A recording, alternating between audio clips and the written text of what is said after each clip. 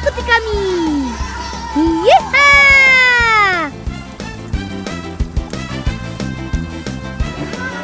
Wih, airnya segar sekali.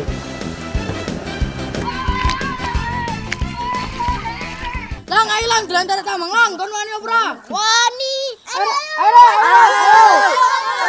Main tarik tambang. Siapa takut? Ayo Daniel, Adita, Avan, kayu tangan kalian ke arah berlawanan. Teman, kali ini Tegar mengajak kami tarik tambang pelepah pisang. Permainan ini berbeda dengan tarik tambang pada umumnya. Setiap tim harus duduk di atas rakit batang pisang. Kemudian masing-masing harus adu tarik dengan cara mengayuh tangan ke arah yang saling berlawanan. Tapi tanpa memegang tali ya. Pemenang bukan hanya yang mempunyai tenaga kuat untuk berenang berlawanan, tapi juga yang mampu menjaga keseimbangan supaya tidak terjatuh dari batang pisang yang dinaikinya. Gimana? Seru kan permainan kami?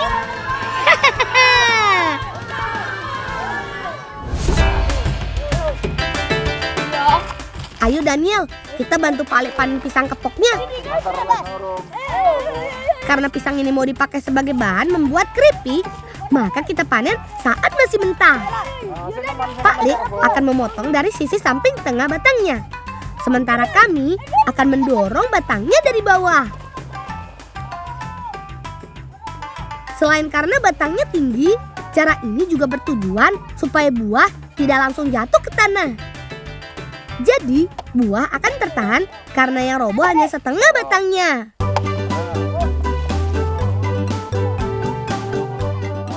Lihat, pisangnya besar sekali. Ayo kita kumpulkan.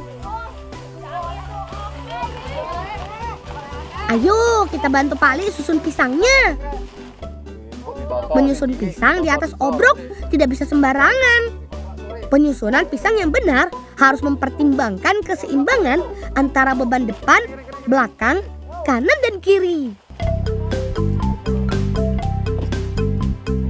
Pisang disusun tandan demi tandan. Kemudian diikat ke badan obrok. Dengan kondisi mentah, pisang mempunyai tekstur yang kuat. Jadi aman dalam proses pengangkutan. Satu obrok bisa memuat 10 hingga 30 tandan pisang. Bahkan ditambah kami yang bonceng di belakang. Semua siap? Ayo, kita bertualang naik obrok.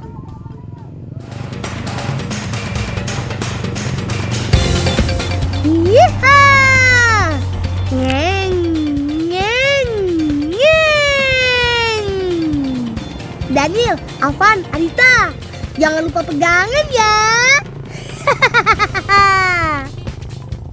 Teman, desaku merupakan daerah pesisir yang dikelilingi banyak perbukitan. Setiap hari, masyarakat harus melewati jalan berkelok dan terjal saat hendak berkebun. Lang, jalannya muka lang, mau duduk lang. Dalam kondisi alam seperti ini, masyarakat membutuhkan kendaraan yang kuat di segala medan, serta lincah melewati jalan terjal dan sempit. Makanya terciptalah obrok, kendaraan bermotor yang diubah sesuai kebutuhan petani. Obrok merupakan salah satu kendaraan wajib yang harus dimiliki oleh para petani di kampungku. Selain lincah, obrok dapat mengangkut hasil panen dalam jumlah banyak dalam sekali angkut.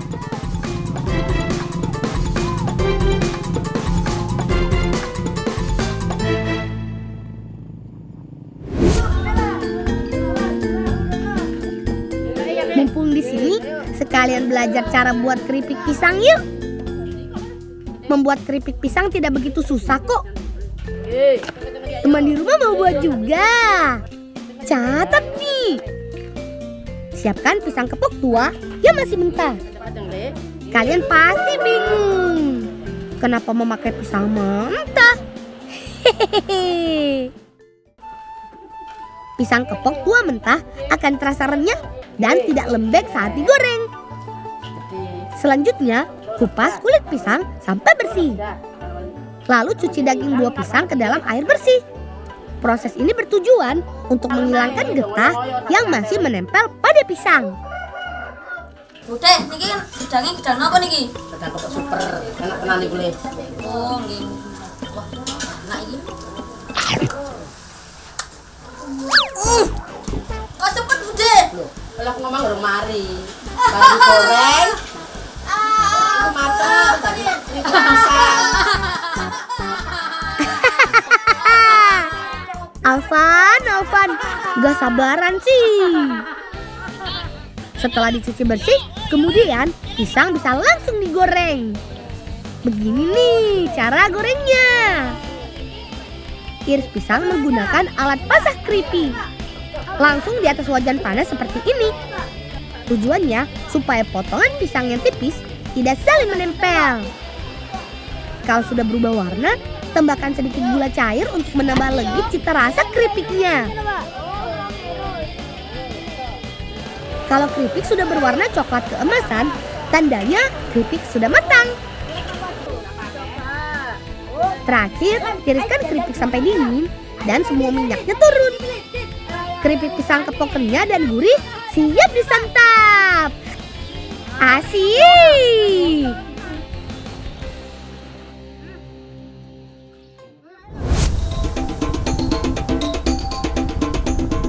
Nelayan di Pantai Tamban, Desa Tambakerjo, Sumber Manjing Wetan, Kabupaten Malang memang mempunyai kebiasaan gotong royong yang tinggi. Mereka akan saling bantu saat ada nelayan lain yang pulang melaut. Ayo, dorong perahunya! Ombak di pantai selatan memang terkenal ganas. Kalau perahu nelayan tidak didorong hingga ke pasir, maka perahu bisa rusak terkena ombak. Ayo pindah ke sebelah. Perahu ini lumayan berat, teman. Namun dengan bergotong royong seperti ini, beban seberat apapun bisa kita pindahkan. Ini baru semangat para nelayan Indonesia. Hehehe.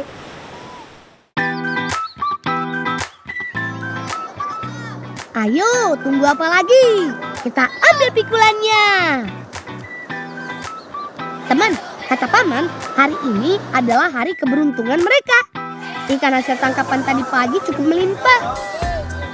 Mulai dari ikan moto bongkot, ikan kelingsing, sampai ikan pari. Ikan-ikan ini berat sekali. Berat sama dipikul, ringan sama dijinjing. Artinya, kalau pekerjaan berat dilakukan bersama-sama, semua akan terasa mudah dan ringan. Betul tidak, teman?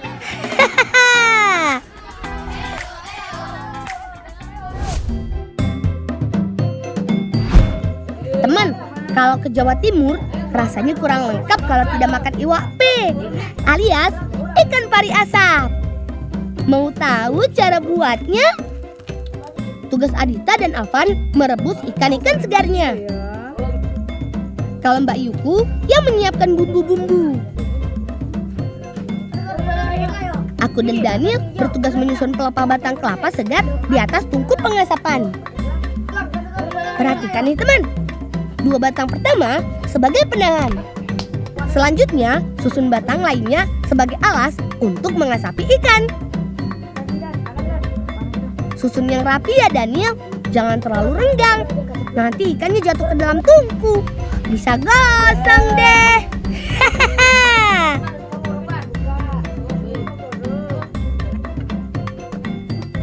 Bumbu uleknya terdiri dari bawang putih, kunyit, ketumbar, garam, dan daun jeruk.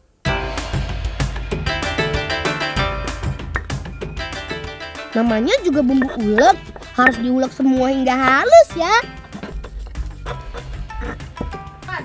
Teman, tahu tidak? Tubuh ikan pari terdiri dari banyak tulang rawan atau tulang lunak. Supaya mudah memotongnya, rebus daging ikan pari sebentar saja. Cukup sampai airnya hangat supaya dagingnya tidak hancur. Setelah itu, angkat daging ikan pari, kemudian potong-potong menjadi bagian lebih kecil. Potongan ikan pari kemudian dibaluri dengan bumbu halus sampai merata.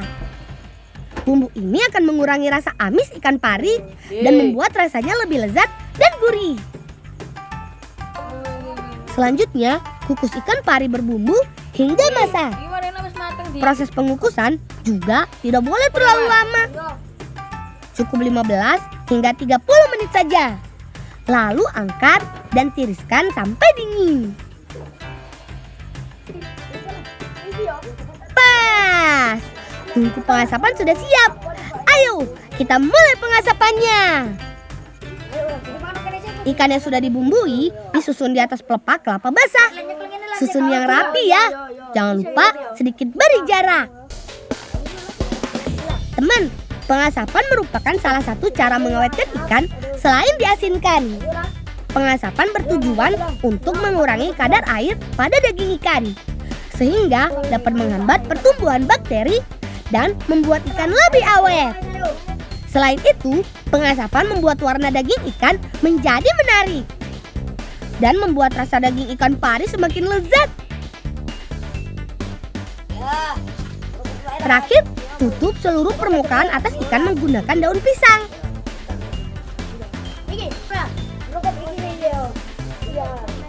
Tujuannya agar proses pengasapan dapat berjalan sempurna dan panas dapat merata. Tapi harus diingat, api tidak boleh menyala selama proses pengasapan. Cukup menggunakan asap dari bara api saja ya. Setelah 3 hingga 4 jam pengasapan, ikan pari asap siap diangkat. Supaya tidak lembab, tiriskan ikan pari asap di atas tampah yang sudah dilapisi daun kelapa kering. Iwak pe siap disantap langsung maupun diolah menjadi berbagai macam masakan. Wah, dijamin bikin ngiler.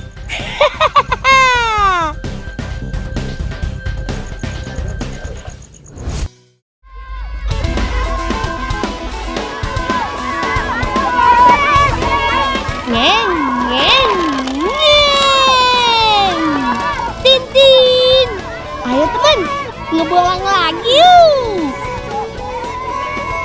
Lakaran kami ini sebenarnya gerobak yang biasa dipakai untuk membantu Pak Le mengangkut rumput atau padi.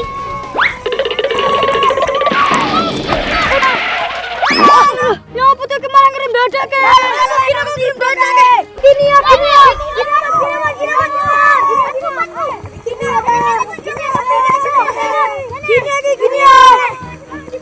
Oh alah, karena terlalu semangat menarik, ban lakaran Afi sampai lepas. Maafkan Afi ya Mahmud, kamu sampai jatuh. Dimas, ayo ambil ban yang terlepas di sana, biar aku pasang kembali ban lakarannya Afi.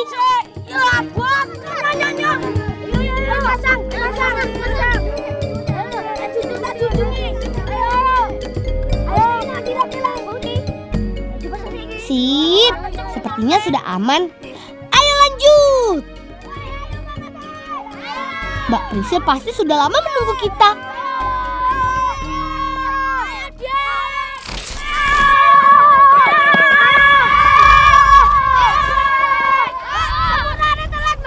Iya Lang, wes ya dolanane, saiki awak yo pek jambu sik. Oke, Mbak. Ayo kono-kono.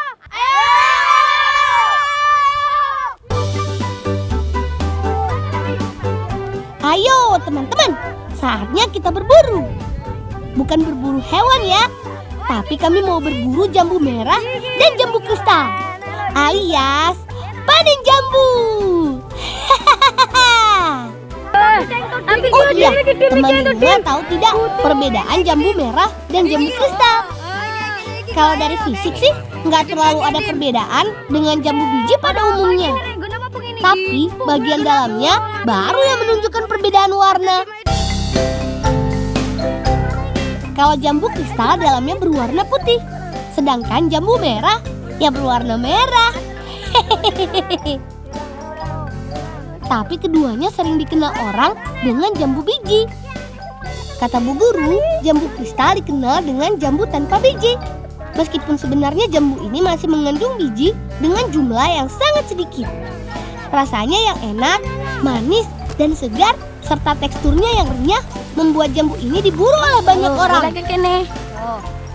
Ayo semangat teman-teman. Ayo, Dim. Jangan asal petik ya. Pilih buahnya yang bagus-bagus ya. Ya sudah, ayo kita bawa jambu-jambu ini ke rumah.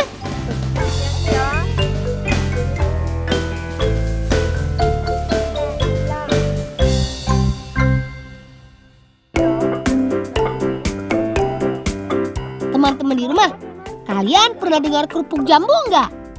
Pasti pada nggak percaya ya, kalau jambu bisa dibuat jadi kerupuk. Nah, sekarang aku mau kasih tahu nih, bagaimana caranya. Aku, Alfi, dan Mbak Prisil bertugas memotong jambu biji. Setelah jambu dipotong kecil-kecil, selanjutnya jambu kita tumbuk hingga halus. Kalau jambu sudah tertumbuk halus, selanjutnya disaring.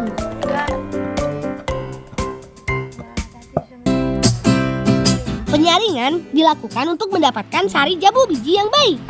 Selain itu, supaya tidak ada biji jambu yang ikut. Karena kalau ada biji yang ikut, maka kerupuk tidak halus saat dikunyah. Sembari menyiapkan sari jambu, Bibi menyiapkan bumbu tambahan. Bumbu tambahannya juga nggak susah kok. Hanya bawang putih yang diulek halus. Bawang putih yang sudah diulek halus, kemudian dicampurkan pada sari jambu biji.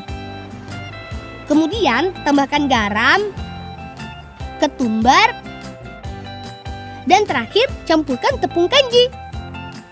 Aduk-aduk sampai semua tercampur merata dan menjadi adonan. Setelah itu, adonan diaduk sampai kalis dengan tangan. Sampai adonan kenyal dan siap dibentuk. Adonan kemudian dibentuk lonjong dan dimasukkan ke dalam panci. Setelah itu, baru direbus. Rebus adonannya harus sampai matang ya. Ciri adonan kerupuk yang sudah matang, yaitu adonan akan mengambang ke permukaan.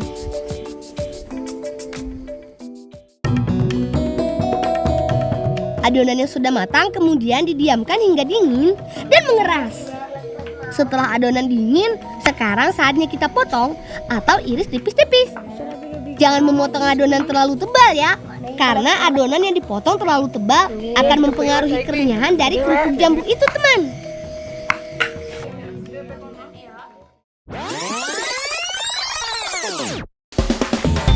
Jemur kerupuk jambu yang kita iris-iris tipis hingga benar-benar kering ya.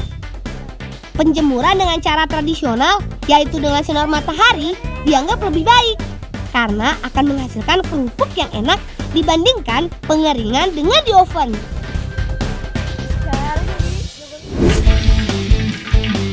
Nah, ini yang kami tunggu-tunggu, menggoreng kerupuk jambu.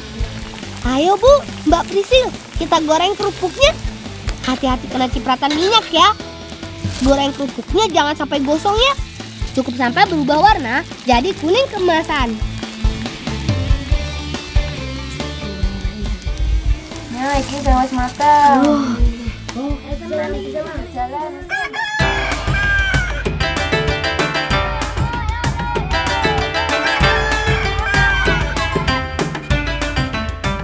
Maaf kami telat ya teman-teman. Ayo, tunggu apa lagi? Saatnya makan. Memang gak lengkap rasanya kalau makan nasi pecel tanpa ditemani kerupuk.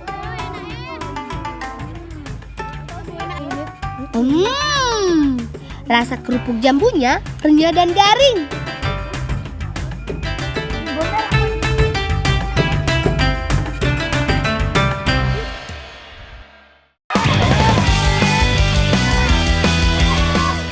Ayo, lempar! Sebenarnya permainan ini hampir mirip dengan bola basket. Cuma bedanya bola dapat kami pegang dan bola lari.